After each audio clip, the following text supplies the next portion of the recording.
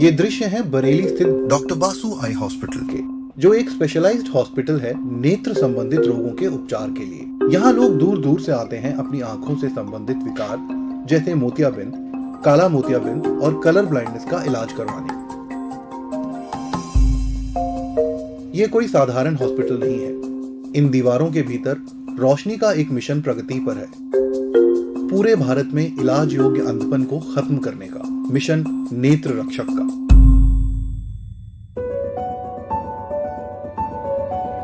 एक मॉडर्न आयुर्वेदिक आई care facility जहां colour blindness, जिसे साइंस लाइलाज बताती है, उसका सफलतापूर्वक इलाज किया जाता है, और वो भी बिना ऑपरेशन के। और ये इलाज सिर्फ कलर ब्लाइंडनेस तक ही सीमित नहीं, बल्कि मोतियाबिंद, काला मोतियाबिंद, डायबिटिक रेटिनोपैथी और रेटिनाइटिस पिगमेंटोसा जैसी अन्य गंभीर आई प्रॉब्लम्स का इलाज भी करता है, जो अंधपन के मुख्य कारणों में गिना जाता है। इनकी आयुर्वेदिक उपचार की टेक्निक, वो भी बिना किसी साइड इफेक्ट, आई केयर में एक नए आयाम स्थापित कर रहा है।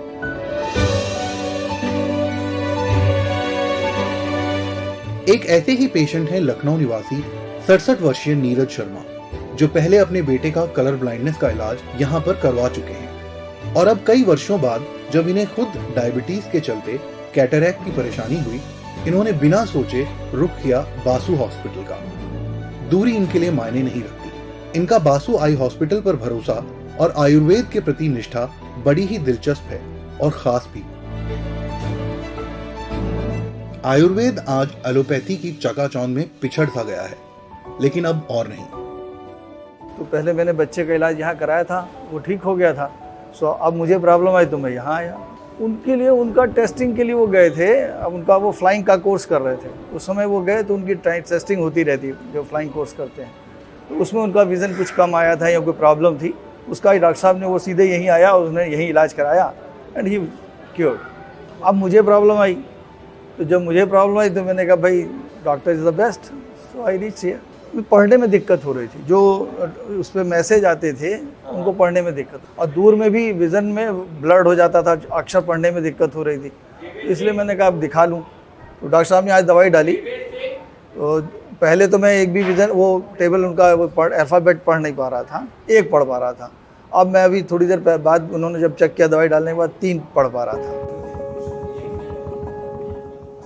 नीरज मानते हैं कि हो सकता है आयुर्वेद टाइम ले, जो कि एक अवधारणा भी है आयुर्वेद के प्रति, लेकिन इससे जुड़ना उन्हें एक सही फैसला लगता है, क्योंकि यह बिना ऑपरेशन पूरी तरह स्वस्थ हो जाएंगे और साथ ही इसके कोई साइड इफेक्ट भी नहीं है। मुझे विश्वास है कि अगले 1 महीने में मैं बिल्कुल ठीक हो जाऊंगा, नहीं तो 2 महीने लग जाएंगे, लेकिन मैं ठीक हो जाऊंगा। Now I am in the safe hand. Retina में प्रॉब्लम है और कैटरेक्ट इनिशिएट हो चुका है। अच्छा, ये दोनों प्रॉब्लम्स के रेक्टिफिकेशन के लिए अब यहाँ से दवाई चलेगी। डायबिटीज़ भी मुझे है सिंस 2005, डायबिटीज़ का पेशेंट हूँ मैं, लेकिन उम्र मेरे ख्याल से ज़्यादा बड़ा फैक्टर होगा। 67 की एज में अक्सर लोगों को हो जाता है, कोई नई चीज़ नहीं है। कैटरेक्ट वगैरह इस एज में आके अधिकतर लोगों को मैंने सुना हो जाता है। अगर आप किसी किस्म की आंखों की परेशानी से गुजरते हैं तो बहुत परेशान हो जाते हैं। तब हमें पता लगता है कि आंखों की कितनी इंपॉर्टेंस है और इन पर हमारी निर्भरता कितनी गहरी है। लेकिन अगर छोटे छोटे बच्चे आंखों की प्रॉब्लम्स के कारण देख ना पाए तो यह उनके बचपन की खुशियां छीन सकता है। विशेषज्ञों का मानना है कि यह उनकी सोशल, मेंटल और इमोशनल बिहेवियर पर भी गंभीर असर डाल सकता है। इसलिए जरूरी है कि हम नियमित रूप से बच्चों की और अपनी आंखों का चेकअप करवाते रहें। गए वर्षों में लॉकडाउन और मॉडर्न लाइफस्टाइल के प्रचलन ने हर उम्र के लोगों की आंखों पर बहुत सीरियस इफेक्ट्स डाले हैं। बच्चों का एक बहुत इंपॉर्टेंट खिलौना आजकल मोबाइल फोन बन गया है, जिस पर वो रील्स देख रहे होते हैं या अपनी मनपसंद गेम्स घंटों खेलते हैं। ग्रोन अप्स को भी वर्क फ्रॉम होम के चलते या नॉर्मली भी कई घंटों लैपटॉप की स्क्रीन के सामने गुजारने पड़ते हैं। वैसे तो ये बहुत नॉर्मल लगता है, लेकिन ये लाइफस्टाइल आंखों के लिए बहुत सीरियस प्रॉब्लम्स क्रिएट कर सकता है, और यहाँ से शुरुआत होती है कंप्यूटर विजन सिंड्रोम यानी ड्राई आई डिजीज की।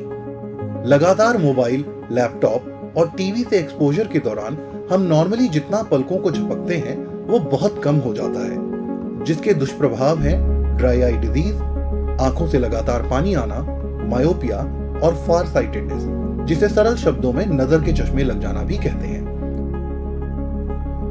मैंने ये चीज़ देखी कि दुनिया में ना तो कलर ब्लाइंडनेस का, ना ही रेटिनाइटिस पिगमेंटोसा नाम की बीमारी, जिसे हिंदी भाषा में रतौंधी बोला जाता है, जिसमें रात में पेशेंट जो होता है बिल्कुल ब्लाइंड हो जाता है, धीरे धीरे डे ब्लाइंडनेस में कन्वर्ट होकर पेशेंट कम्प्लीटली ब्लाइंड हो जाता है। तो मैंने ये चीज़ें देखी कि यहाँ पे पेशेंट उससे भी रिकवरी कर रहा है बहुत अच्छी तरीके से। जहाँ पे बिल्कुल ब्लाइंड होकर पेशेंट आता है, वहाँ 2-3 महीने के ट्रीटमेंट के बाद ही पेशेंट हमेशा हर बार अच्छे से होके आता है। एक चीज़ मैंने और देखी कि जो डॉक्टर साहब यहाँ पे दवाई देते हैं उसमें 5 मिनट्स के अंदर रिजल्ट मिलने शुरू हो जाते हैं। ये भी मैंने फर्स्ट टाइम देखा कि आयुर्वेद में इतनी जल्दी इफेक्ट आना शुरू हो गया। कुछ इस किस्म की प्रॉब्लम्स का इलाज करा रहे हैं 8 वर्षीय केशव कुमार, जो अपने पेरेंट्स के साथ चंदौसी से आए हैं। मोबाइल का बहुत ज्यादा इस्तेमाल कर एक बार पहले भी ये इलाज करवा चुके हैं, लेकिन फिर से लॉकडाउन में मोबाइल पर गेम्स खेलने की इसी आदत के शिकार हो गए, जिसके कारण इन्हें क्लास में ब्लैक बोर्ड से पढ़ पाना मुश्किल हो गया।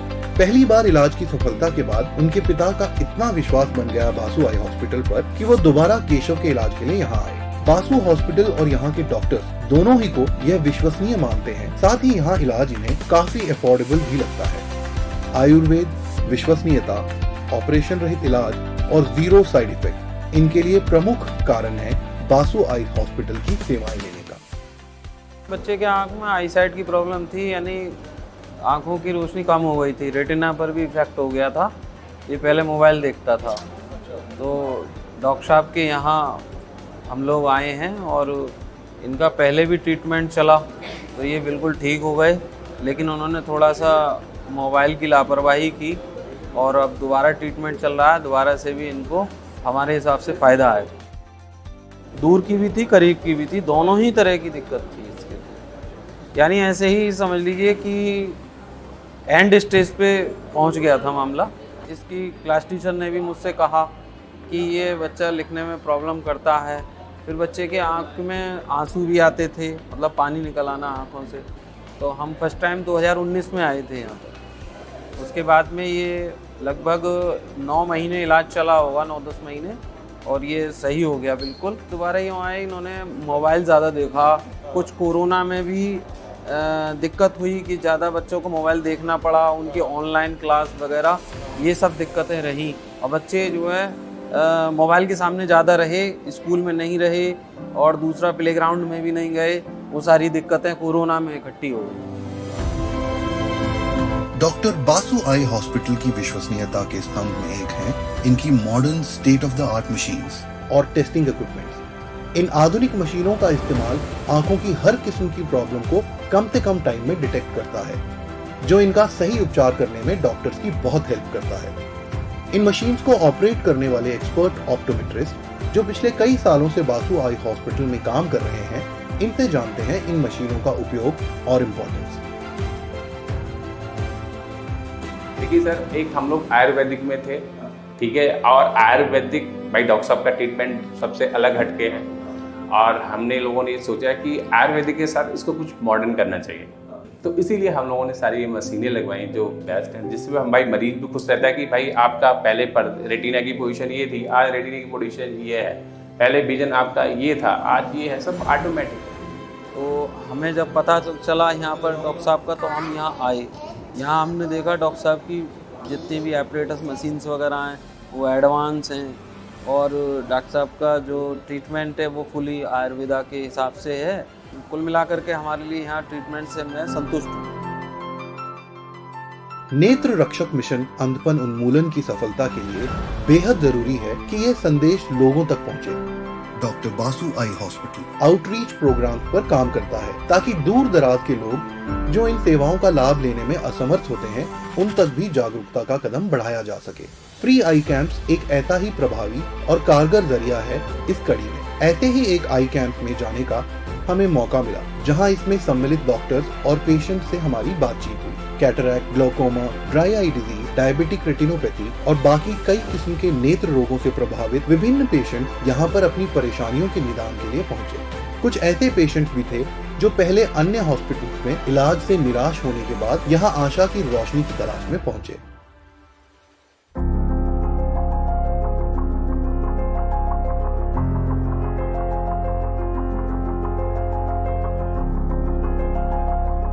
आँख में आंसू बहता है कहीं से। आंसू बहता रहता है? हाँ। कब से आपको ये समस्या? ना दो चार 10 दिन 15 दिन से कभी कभी आँख में आंसू आ जाता है ऑटोमेटिक काम करने वक्त। शाम को धुंधलापन नजर आता है। शाम को धुंधला दिखता है। जैसे हमारा लाइफ स्टाइल अब चेंज हो चुका है और बहुत ज़्यादा हमारा स्क्रीन टाइम बढ़ गया है, उसके कारण हम लोग देख रहे हैं कि अब लगभग 70-80% लोगों में अब आई की समस्याएं देखने को मिल रही है। हम देख रहे हैं कि 35 साल के जो हमारे यंग हैं उनको भी अब कैटरेक्ट, मोतियाबिंद, ग्लोकोमा, इनके समस्याएं ज़्यादा देखने को मिल रही है। साथ साथ मैकुलर डिजनरेशन यंग लोगों में भी देखने को मिल रहा है और उसके कारण जो है वो रेटिना हमारी ख़राब होती है, उसमें जो है हेमरेज आ रहे हैं और मैकुलर इडमा हो रहा है। एक ऐसे ही नेत्र दोष से पीड़ित व्यक्ति हैं विजय, जो लंबे समय से डायबिटीज के चलते एक बार ऑपरेशन भी करवा चुके हैं। पहले आँख बहुत ही लंचप हो गई थी, नोएडा से करवाया 26 से मैंने। अच्छा। अभी सांग परेशानी है मेरे को। अब डॉक्टर ने चेक करवाया मैंने, तो उसने मोतियाबिंद बताया मेरे को। अच्छा, मोतियाबिंद बताया और क्या शुगर भी है तुम्हारे को। तो मेरे को ऑपरेशन फिर फेल हो गया। फिर मेरे को दवाई खाओ फिर आना तुम। अच्छा। तो हमें पता लगा कैंप का, तो हम फिर आँख दिखाने चले आए। ये डॉक्टर बताते हैं कि आंखों से संबंधित विकार को नजरअंदाज ना किया जाए और साथ ही कुछ सरल सुझाव इन्हें पहचानने के भी बताते हैं। अगर किसी को कम रोशनी आ रही है यानी देखने में दिक्कत हो रही है और लाइट में उसको दिक्कत हो रही है यानी गाड़ी की लाइट सामने से आ रही है और उसको ग्लेयर हो रहा है, तो उसको ऐसा मानना चाहिए कि कहीं कैटरेक्ट यानी मोतियाबिंद तो नहीं है। पेशेंट को आंखों के आगे काले धब्बे दिखाई देते हैं और वो हम जब मूव करते हैं सिर तो वो भी मूव करते हैं, तो उनको ये मानना चाहिए कि कहीं ना कहीं हो सकता है हमारे रेटिना में कुछ रप्चर हुआ है यानी ब्लीडिंग हुई है। और हमें आशा है कि 10-15 साल में शायद हम लोग बहुत हद तक अंधत्व को दूर कर देंगे। पोलियो का करीबन 100% उन्मूलन भारत से हो चुका है और इसमें सबसे अहम भूमिका जिसने यह लक्ष्य हासिल करने में मदद की वह थी पोलियो की विश्वसनीय खुराक यानी पोलियो वैक्सीन। ऐसा ही एक साथी होना बहुत जरूरी है अंधपन निवारण और उसके 100% उन्मूलन के लिए, जो इस असाध्य से लक्ष्य को हासिल करने का एक कारगर हल बन सकता है। आइए जानते हैं इसके बारे में अगले चरण।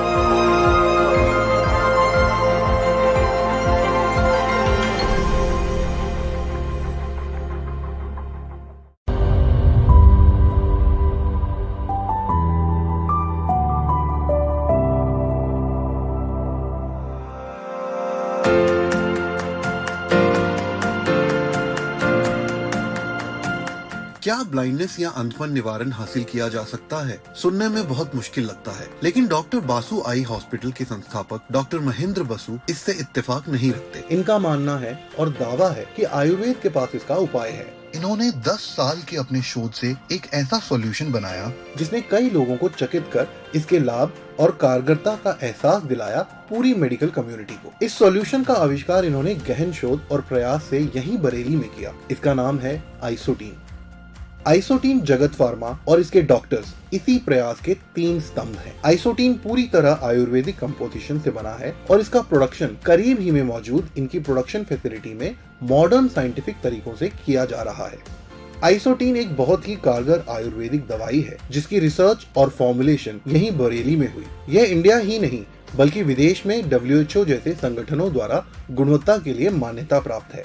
आइसोटीन की सबसे बड़ी उपलब्धि इसकी रूम टेम्परेचर पर स्टेबिलिटी है, जो इसे किसी भी किस्म के इलाके, वातावरण और तापमान में आसानी से ट्रांसपोर्ट और स्टोर करने का एडवांटेज देता है। ये एक प्रमुख कारण है आइसोटीन का अफ्रीकन और साउथ ईस्ट एशियन कंट्रीज में इसकी सफलता का, जहां कोल्ड स्टोरेज और प्राइस एक चैलेंज है। आइसोटीन की सक्सेस और इफेक्टिवनेस का कारण इसका फॉर्मुलेशन और कंट्रोल्ड व सेफ तरीके से किया गया प्रोडक्शन है। जब इसकी हमने रिसर्च की थी, जब उसके रिजल्ट्स देखे थे, तो उस समय हमने लैंडमार्क कर दिया था इसका कि मुझे इसको हर वर्ल्ड लेवल पर लेके जाना है, क्योंकि इसके रिजल्ट्स बहुत शानदार थे। तो मेरा सपना था कि इसके इतने अच्छे रिजल्ट्स हैं तो हम क्यों ना इसको वर्ल्ड लेवल पर लेके जाएं। जिस तरीके से पोलियो को ख़त्म किया गया है उसी तरीके से जो है हम इस अंता की दुनिया के अंता को ख़त्म करना चाहते हैं, उसके क्योंकि रिजल्ट बहुत अच्छे हैं और इस दवाई के कुछ साइड इफ़ेक्ट भी नहीं है। कोई भी अनजान व्यक्ति भी अगर हमारी दवाई को डाल लेता है तो नुकसान नहीं पहुंच सकता। अभी मुझे ईश्वर ने बहुत कुछ दिया है, तो मेरा फ़र्ज़ बनता है जो ईश्वर ने मुझे दिया है तो मैं उस सेवा को आगे बढ़ाऊं लोगों को दुख बांटो, उनकी जो नज़र कम ख़त्म हो रही है उसकी नज़र को वापस लाऊं। ये मेरी सेवा भावना ही है। इसलिए मैं जब कैंप करता हूँ तो मैं पैसे की परवाह नहीं करता, जितना मर्जी लग जाए, परंतु चाहे 100 पेशेंट हो या 1000-2000 पेशेंट हो, सबको दवाई मिलती है, सबको दवाई देता हूँ। मैं चाहता हूँ भारत सरकार भी इससे सहयोग करे, जिससे दुनिया की अंता ख़त्म हो। उससे क्या फ़ायदा होगा? एक तो आयुर्वेद का नाम ऊँचा दुनिया में उठेगा कि आयुर्वेद में एक ऐसी चीज़ आई है कि दुनिया में कोई डॉक्टर नहीं कर रहा है। इतनी तेज़ी से रिजल्ट्स दे रहे हैं, 5 मिनट्स के अंदर रिजल्ट्स आना कोई मजाक वाली बात नहीं है। एक ये दुनिया को पता लगे भारत में ऐसी चीज़ आई है जो कि आँखों की रोशनी भी बढ़ा रही है, मोतियाबिंद को ठीक कर रही है, डायबिटिक रेटिनोपैथी को ठीक कर रही है, कलर ब्लाइंडनेस को ठीक कर रही है, रेटिनाइटिस पिगमेंटोसा यानी कि नाइट ब्लाइंडनेस जो होता है वो ठीक कर रही है। तो ऐसे तमाम बीमारी आँखों की हैं वो ठीक कर रहे हैं। यानी कि एक हमने रेटिना अगर ठीक कर दिया है तो कोई भी बीमारी आँखों में हो वो ठीक अवश्य होती है। 5 मिनट से रिजल्ट भी देते हैं और 5 मिनट्स के बाद 4-5 महीने उसका ट्रीटमेंट दे करके उसे जितना ज़्यादा से ज़्यादा हो सकता है ब्लाइंडनेस से बचा लेते हैं। दूसरा ये जेनेटिक प्रॉब्लम्स जो होती है, कहते हैं दुनिया कहती है नहीं ठीक होता। कलर ब्लाइंडनेस इसका कोई दुनिया में इलाज नहीं है। आपके जो नाइट ब्लाइंडनेस है, रेटिना पिगमेंटोसा, ये जेनेटिक प्रॉब्लम ये ठीक नहीं होती है।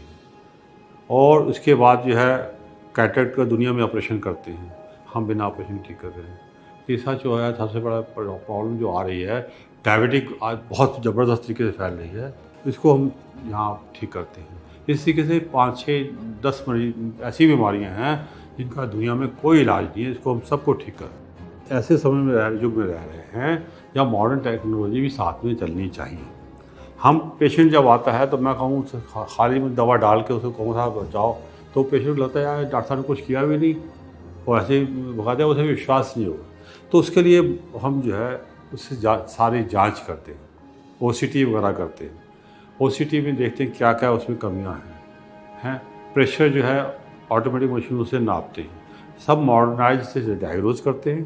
ट्रीटमेंट हम अपनी आयुर्वेदिक दवाइयों से करते हैं और उसको रिजल्ट्स भी देते हैं कि उन्होंने चाहा कि आयुर्वेद उठे, तो आयुर्वेद को उठे उस चाहते हैं, तो हमने भी उसमें पूरा कोशिश की है। इस समय जो हमारी जो रिसर्च है पूरे वर्ल्ड लेवल की है। दुनिया में कोई ऐसा डॉक्टर नहीं है इतनी तेज़ी से रिजल्ट्स दे, इतनी बीमारियों को ठीक करे। स्नेक बाइट सांप काट लेता है, अगर बच गया पेशेंट उसकी रोशनी चली जाती है, उसको हमने ठीक किया। इसके अलावा अभी पिछले दिनों में कोरोना हुआ था। कोरोना में जो है बच्चों ने लैपटॉप, मोबाइल ये सब बहुत देखा। इससे क्या हुआ, आप ताज्जुब करोगे कि जब हम जब बच्चों को देखते हैं, बच्चे जो है कभी हम बहुत ज़्यादा तेज़ी से ब्लाइंड हो रहे हैं। और ये ब्लाइंडनेस अगर इस तरीके से बढ़ती चली गई तो मैं आपको बता रहा हूँ आने वाली जनरेशन जो होगी ब्लाइंड पैदा होगी। इतनी बड़ी बात मैं कहना नहीं चाहिए, वो सच्चाई मैं बता रहा हूँ आपको, क्योंकि मोबाइल जो है बहुत ख़तरनाक है। बच्चे आते हैं उनको कुछ दिख ही नहीं रहा है, चश्मा लगा रहे हैं तो 1-2 लाइनें दिख रही हैं, तो बड़ा दुख सा होता है। पर तो गॉड गिफ्ट हम लोग को ये मिली हुई है कि बच्चे उनको सबको बचा ले जाते हैं, उनकी सबकी रोशनी वापस ले आते हैं। ये ईश्वर की कृपा से, उसके धन्यवाद। और सहयोग चाहिए ना, और तो मुश्किल यही आता है कि आगे चल के प्रॉब्लम्स बहुत आती हैं। ये कमी पूरी करने वो कमी करके जो है उसको जो है आगे बढ़ाने के उसको रोका जाता है। जो भी हम बड़े हैं अपने बलबूते पे बड़े हैं। आइसोटीन की प्रोडक्शन में हर स्टेज में ये निश्चित किया जाता है कि इसमें किसी किस्म की इम्प्यूरिटी, वायरस या बैक्टीरिया न रहे। रॉ मटेरियल को पहले उसकी सोर्स ऑफ क्वालिटी के स्टैंडर्ड से सॉर्टिंग किया जाता है। हर प्रोडक्शन स्टेज में फॉर्मुलेशन को इन कड़े प्रोसेसेस से पास होने के बाद विनीत कुमार जैसे एक्सपर्ट बायोकेमिस्ट द्वारा फिल्ट्रेशन, स्टेबिलिटी और डिस्कवर किए गए फॉर्मूले अनुसार क्वालिटी टेस्ट के बाद ही प्रोडक्शन फैसिलिटीज में तैयार करने के लिए भेजा जाता है। मेरा नाम विनीत कुमार है और मैं यहाँ पर एज आ क्वालिटी हेड वर्क कर रहा हूँ। और ये हमारी QC लैब है। QC लैब में जो है हम लोग जितने भी प्रोडक्ट्स या फिर जो भी मटेरियल्स जो इवन वाटर सभी का टेस्टिंग यहाँ पर करते हैं और क्वालिटी को श्योर करते हैं, तभी उसमें यूज करते हैं। जो भी हमारा प्रोडक्ट बनता है जगत फार्मा में, उसके यूज के लिए पहले हम क्वालिटी में रॉ मटेरियल हमारा जो भी हम एक्सपिएंट्स यूज कर रहे हैं उसका सभी क्वालिटी में केमिकल टेस्टिंग या फिर माइक्रोबियल टेस्टिंग इस लैब में होता है। मतलब मेजर 4 पैथोजन हम यहाँ पर देख रहे हैं जो कि मतलब कॉमनली पाए जाते हैं, जैसे कि आपका इकोलाई हो गया या साल्मोनेला हो गया और सीडोमोनास आर्गेनोसा यस और यस, ये सभी जो है जैसे साल्मोनेला आपका टाइफाइड करता है तो इन सभी को हम कंट्रोल करते हैं यहाँ पर माइक्रोलेब में। और प्लस केमिकल में जो है हम क्लोराइड वगैरह एसिडिटी, एल्किनिटी, पीएच, वो सारी चीज़ें हम जो है उसमें मेजर करते हैं। उसके बाद में जब हमारे यहाँ से वेरीफाई हो जाता है, क्वालिटी मेंटेन करके हम उसकी रिपोर्ट देते हैं, तभी प्रोडक्शन में मतलब आगे का स्टेप बढ़ता है। इसकी सबसे बड़ी उपलब्धि है कि यह रूम टेम्परेचर पर भी स्टेबल रहता है, जो इसे किसी भी किस्म के इलाके में आसानी से ट्रांसपोर्ट और स्टोर करने में मदद करता है। इसकी हाई इफेक्टिवनेस यूनिक रिसर्च के साथ साथ कंट्रोल्ड और सेफ तरीके से किया गया इसका प्रोडक्शन है। आइसोटीन का आविष्कार कर इसे देश में एक्सेप्टेंस दिलवाने में कई चैलेंजेस फेस करने पड़े संस्थापक डॉक्टर महेंद्र बसु को। अवेयरनेस की कमी और कॉलोनियल हैंगओवर के चलते देश ही नहीं विदेश में भी अपने रिसर्च पेपर्स को पीयर रिव्यू और WHO से स्वीकृति हासिल करने में इन्हें भेदभाव का सामना करना पड़ा। सेवा भाव से प्रेरित डॉक्टर महेंद्र बसु ने कभी हार नहीं मानी और तत्परता से कैटरैक्ट, ग्लोकोमा और रेटिनाइटिस पिगमेंटोसा जैसे अन्य नेत्र विकारों से हो रहे अंधपन को जड़ से मिटाने का अथक प्रयास कर रहे हैं। उम्मीद है कि भारत सरकार और WHO जैसे संगठन आयुर्वेद की महत्वता को जल्द पहचानेंगे और इसे जरूरतमंदों तक पहुंचने में मदद करेंगे। भविष्य की स्वास्थ्य चुनौतियों का भार एलोपैथ, मॉडर्न साइंस और पारंपरिक स्वास्थ्य पद्धतियों को मिलकर ही उठाना होगा। यही है मिशन नेत्र रक्षक।